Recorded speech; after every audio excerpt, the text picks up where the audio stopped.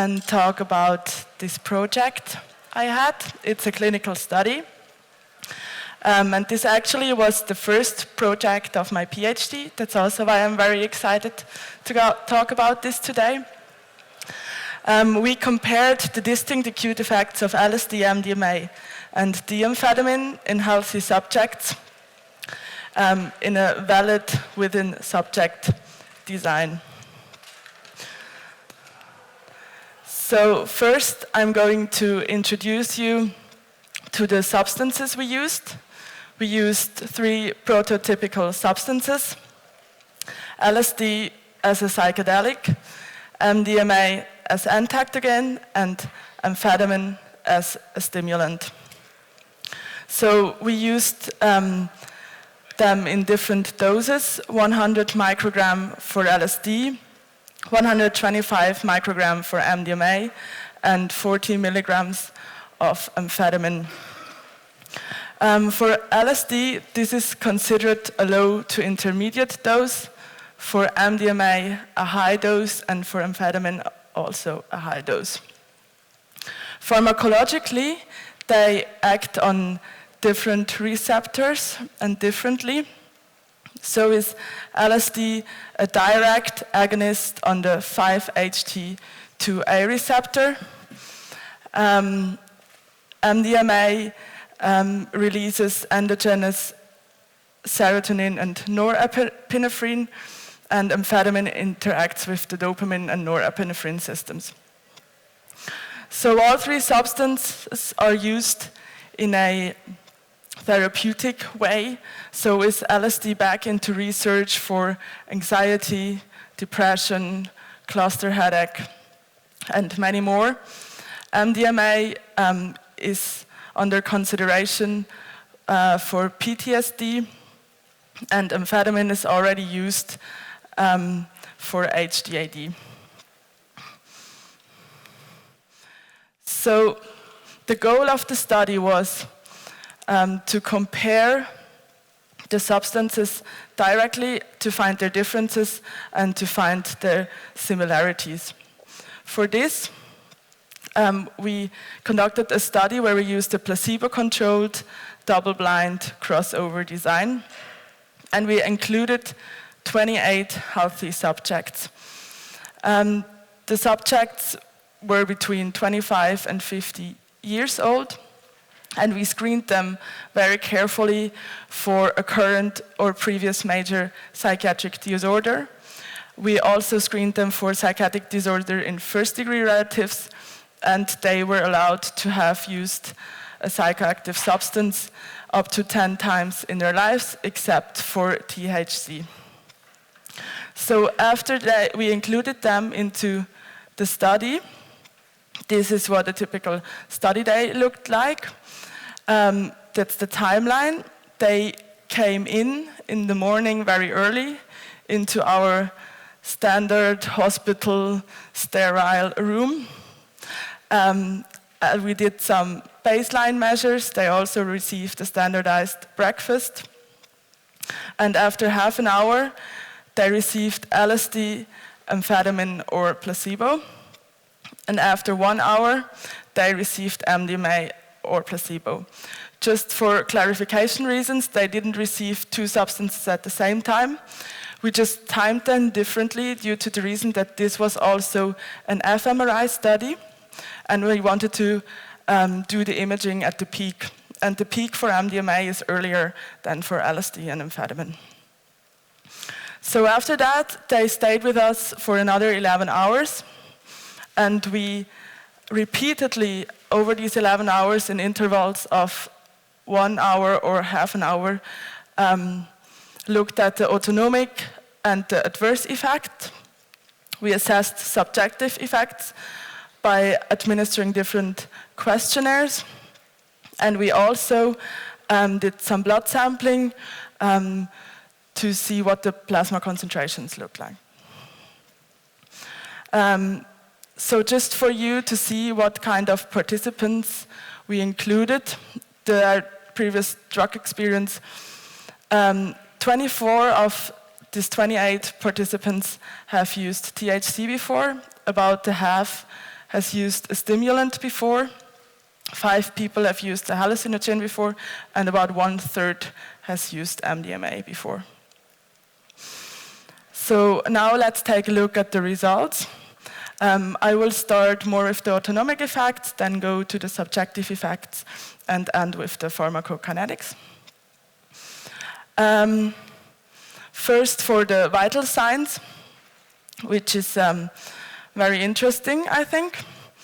On the first left panel, you see the systolic blood pressure over time. And in green, you can see the amphetamine, which stands out most and makes the highest rise or increase in systolic blood pressure. The other 2 substances, MDMA in red and LSD in purple, also increase blood pressure compared with the placebo in white. When you go down to the bottom left panel, you see the heart rate, and there the picture is a little different. You see that LSD makes the highest increase in the heart rate, followed by MDMA, and then amphetamine even lowers it at the beginning. So to even out this autonomic effect, we calculated the rate pressure product. You see at the bottom right panel. And when you look at this, you see that they all look about the same. And this is very interesting. So they all have a very similar hemodynamic stimulation at the doses we used. And at the top right, you see the body temperature, and it also looks about the same for all 3 substances. So there is no difference in cardiovascular stimulation and increase of body temperature for these 3 substances in the dose used. We also measured hormones over the first 5 hours, so to see if the peak effect alters hormone concentrations. And on the left, for BDNF, we didn't see any alterations. BDNF is a hormone that is associated with depression, psychotic disorders, and Alzheimer's disease. And then on the right, you see the plasma concentrations of oxytocin over the first 5 hours. And what stands out is the MDMA. The MDMA really makes a great increase in oxytocin levels at the peak. In previous studies, it was shown that LSD also increases oxytocin, but the dose used was different. It was a dose of 200 micrograms of LSD, so maybe 100 micrograms of LSD is not enough to rise oxytocin levels. So then let's look at the subjective effects.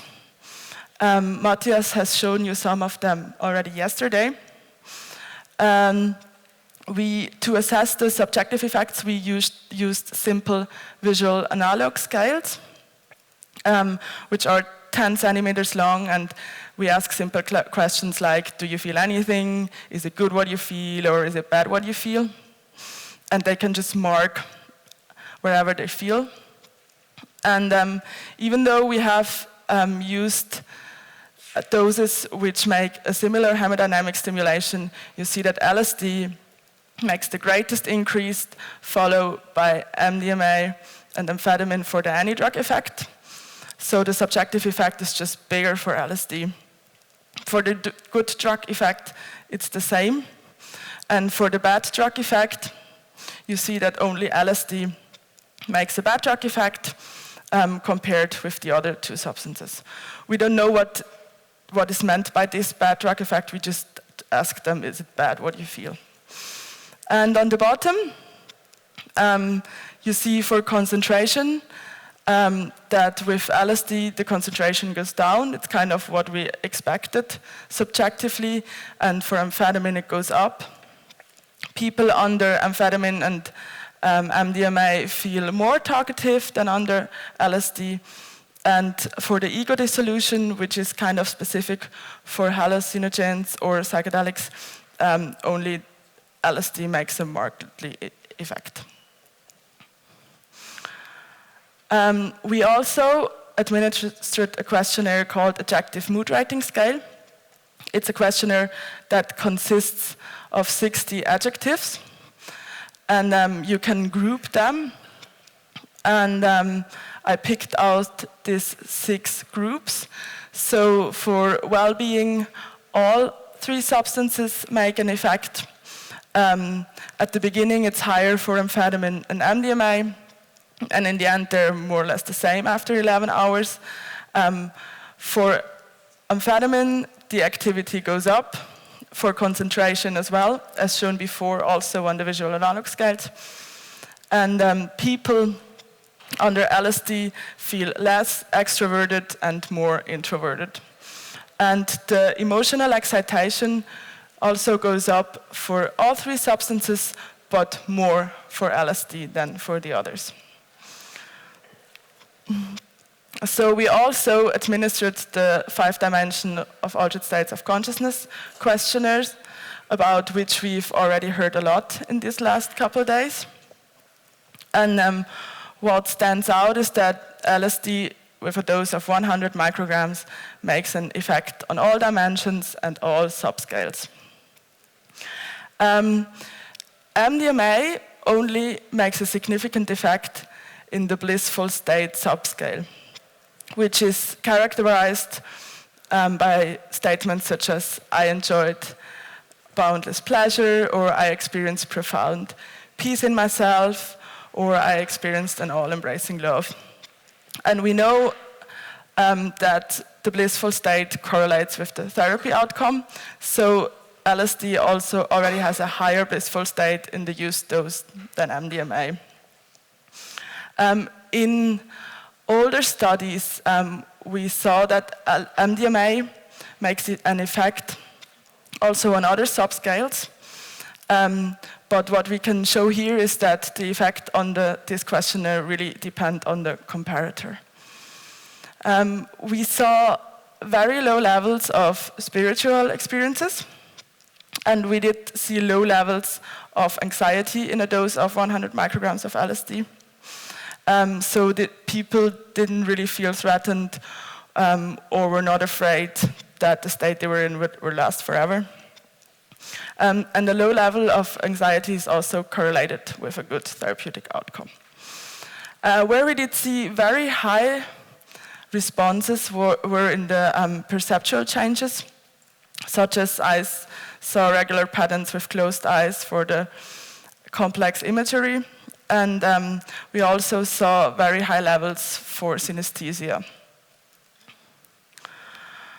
To go into the altered states a little more, we also administered the Mystical Experience Questionnaire. And what stands out again is that there is a very high effect for LSD on almost every subscale, and not for the other 2 substances. But we saw an effect in the positive mood ratings for all substances, and significant effect.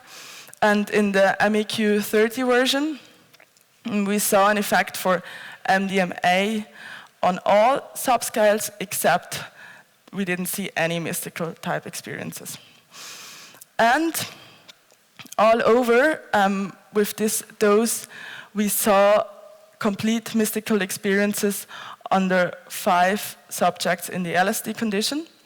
A complete mystical experience is characterized by at least 60% on all subscales of the Mystical Experience Questionnaire.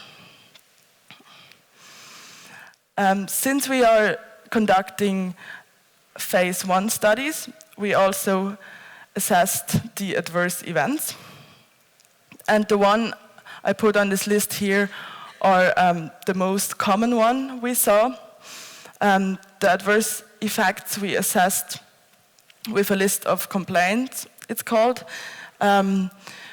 We administered it at baseline measures to see if they already had a headache or something in the morning, and again after the study day, and asked them to cross on every adverse effect they had during the whole day. So the most common one for all three substances is the lack of appetite, not very surprising. We also did see bruxism under all substances, even more under the LSD condition than under MDMA and amphetamine. What was most likely for MDMA and amphetamine was the dry mouth, and a lot of people experienced a headache after the study day. Furthermore, we also asked them whether they were, or asked us whether the participants would be able to identify the substance they receive.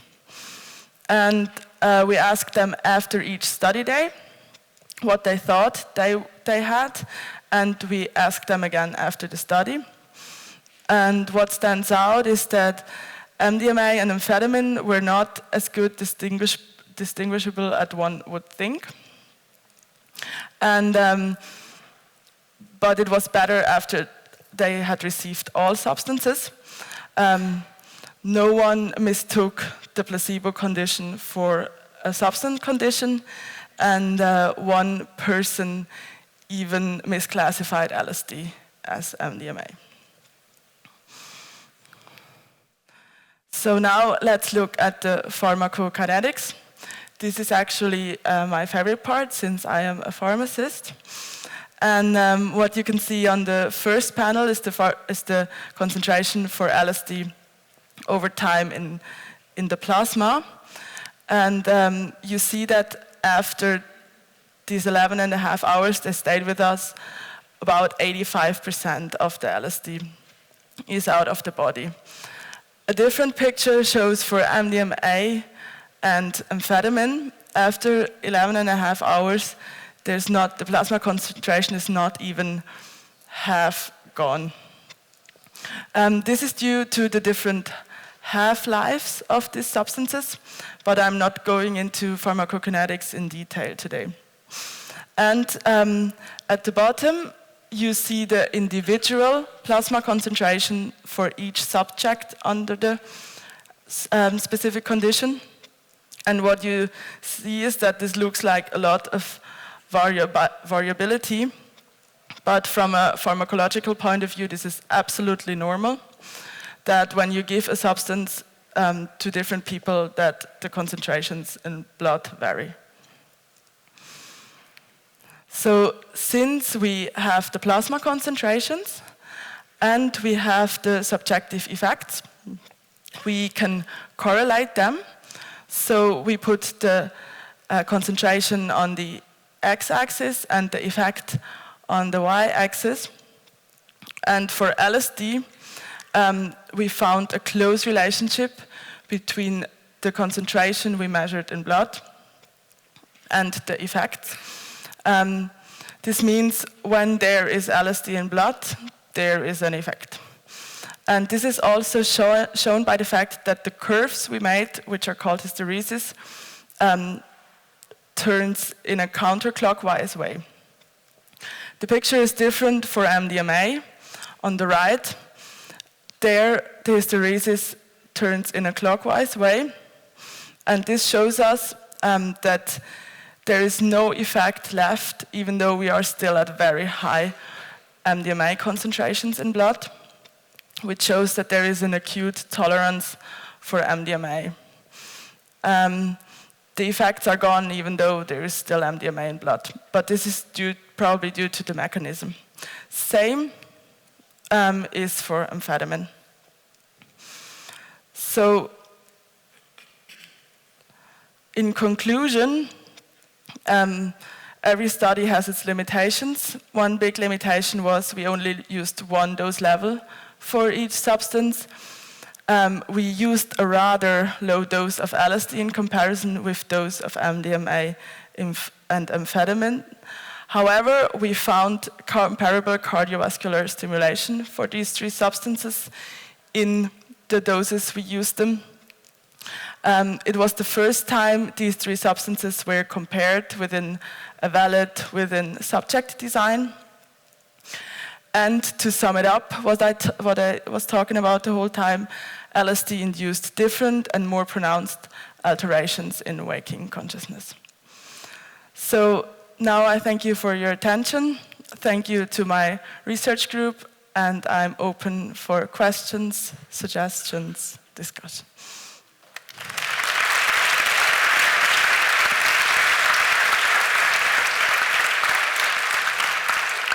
Thank you very much for your contribution, and congratulations on the prize.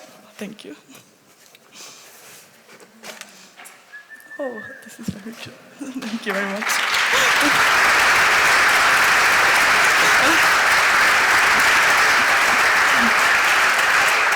Does anyone has a question? There.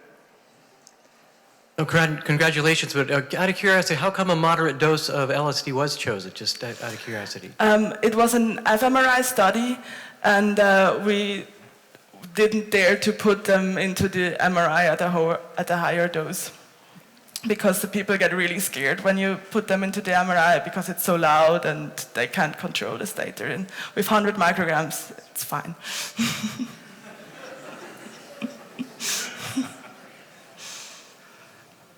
Oh, there? Just a quick follow-up question to the subjective effects. Like, how did you ask in this session about ego dissolution? About ego dissolution? Yeah, how did you ask a question? We also put this on the visual analog scale, and we just asked them whether, like, the border between themselves and their surroundings are starting to blur off. And then they were just like, is this a lot or is this not a lot?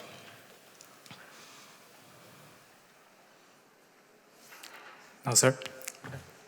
Thank you for your data. I have a question on the concentration and subjective effects correlation that you were showing. We know from the Mdma for PTSD studies from MAPS that they're giving a half dose midway in the session and arguing that this gives a plateau of a longer period of time for the therapy. That wouldn't make sense without what you were showing, because the concentration is already high, but the subjective effects are falling. So why would they do something like that, and why are they having good effects with that? I think because the mechanism is not a direct mechanism, how the MDMA is working. It's not like the LSD, where the LSD itself binds to the receptor. MDMA binds to the transporters and releases the endogenous serotonin. So with the half doses on the plateau, there may have like already half of the serotonin released.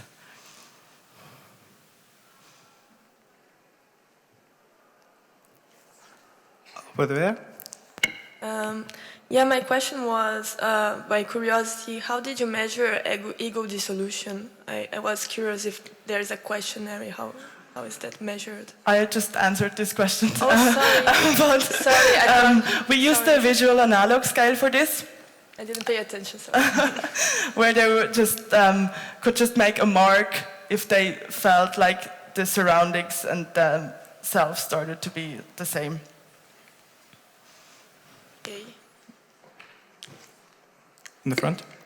I have a question about the questionnaires you were conducting. Looking at the timestamps of the subjective feelings, it seems that they are frequent. Yeah. How much of an effect do you think the frequency of the questionnaires affected the experience itself? And do you think it was too much or too little, or is there any scope of researching what's the right amount of measuring the subjective feelings to not interfere in the... That's a very good question. I was already wondering about this myself as well.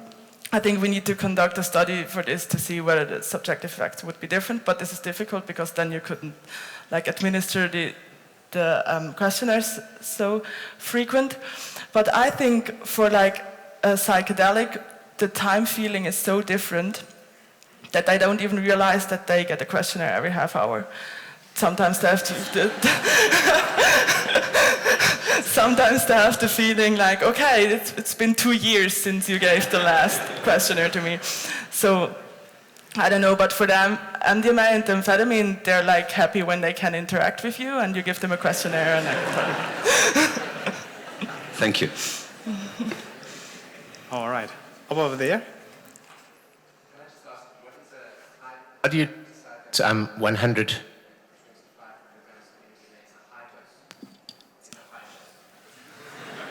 Sorry. On what basis did you decide that at 125 milligrams of MDMA is a high dose? Would you double the dose? No, I interested, and also because of the fact that currently, and I know that there are sort of reasons that people are doing it, but currently there seem to be pills on the market which are in excess of 200 milligrams. I think that's about allowing people to carry large amounts of MDMA in smaller amounts of pills. But I was just wondering, who decides what a high dose of MDMA is in terms of this study? In terms of this study, we've already worked with this substance a lot, and you can see that you have like very big and nice effects. And if you would like give more MDMA, the adverse effects would be much greater, and the risk would be higher if you give more than 125 milligrams of MDMA. So the pills you were talking about are like dangerous, I would say. Okay, just to clarify, one push is on, another is off. Over there. Did you ask the subject who already had an experience with some other drugs if there was a difference for them? So that means involving the setting, so they... No, we actually did not ask this, but this we should put into our questionnaires. Thank you. One last question. Apologies if you've already covered this in the talk, but how did you reach to a comparable dose of LSD, amphetamines, and MDMA? What was the criteria employed? We used the cardiovascular stimulation for this, and the cardiovascular stimulation is really comparable in these three substances at the doses we used. And at what time point did you determine that? We used the Emax effects and the AUC. Thank you. Thank you. Thank you.